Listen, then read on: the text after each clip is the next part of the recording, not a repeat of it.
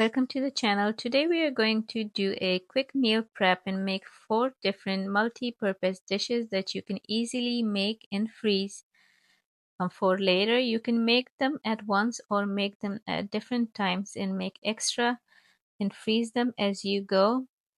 This is geared toward busy folks who would like to have something ready in their fridge and freezers when they need it.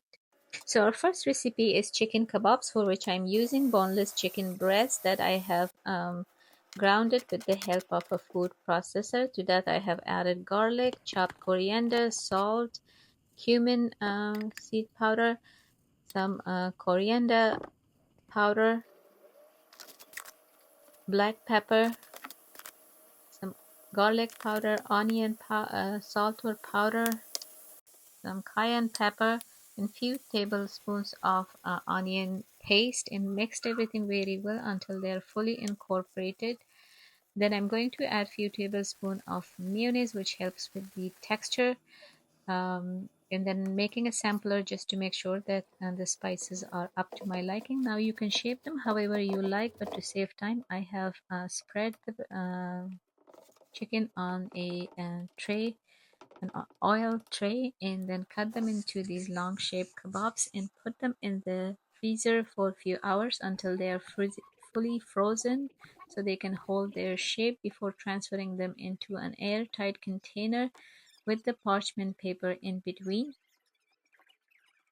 I have also cooked few of them in an air fryer just to show you how they look when you cook them.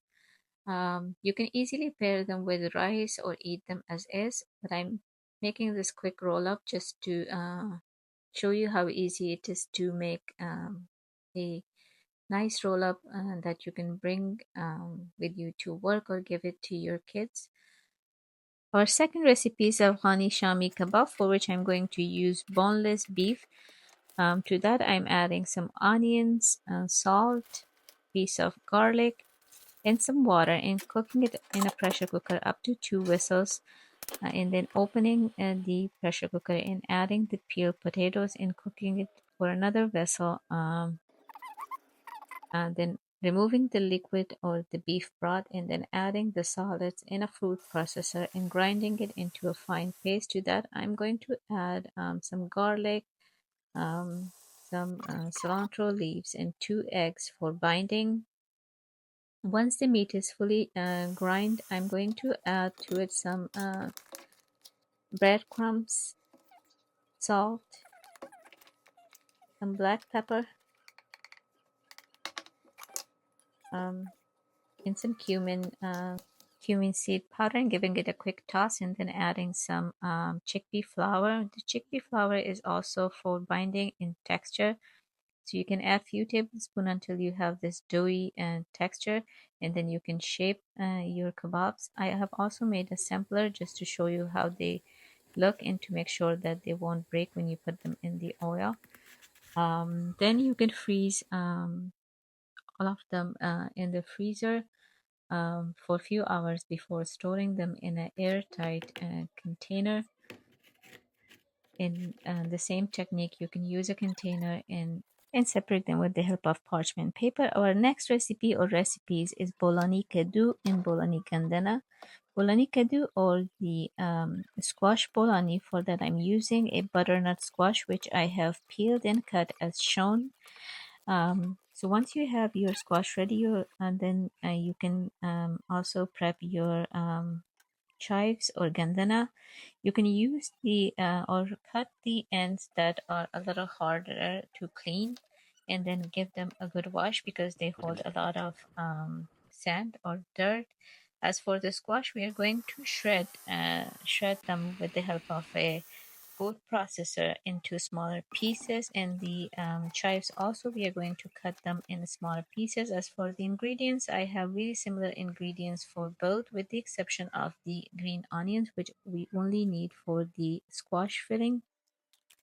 So once I have the wet ingredients ready, I'm going to add them to both fillings. As far as the dry ingredients, I'm using salt, coriander powder, some black pepper.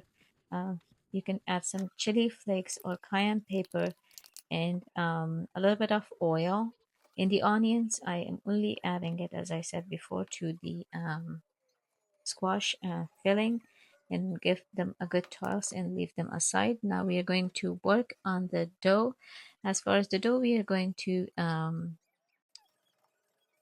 take all-purpose flour. To that, we are going to add salt, um, 2 eggs, or depending on the amount you're making, you can add one, and a little bit of oil, and then adding water and making a semi-soft dough and leaving it aside for a few minutes before shaping the bolognese.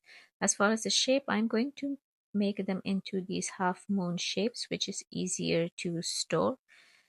So you can add the filling to one end and then moist the edges and closed to make sure they have like a closed or tight seal.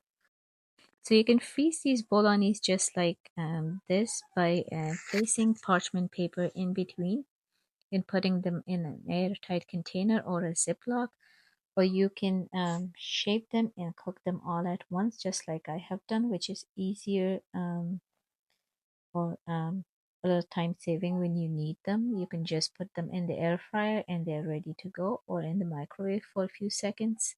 I hope these meal preps are helpful for you and you will try them. Um, Thank you again for watching.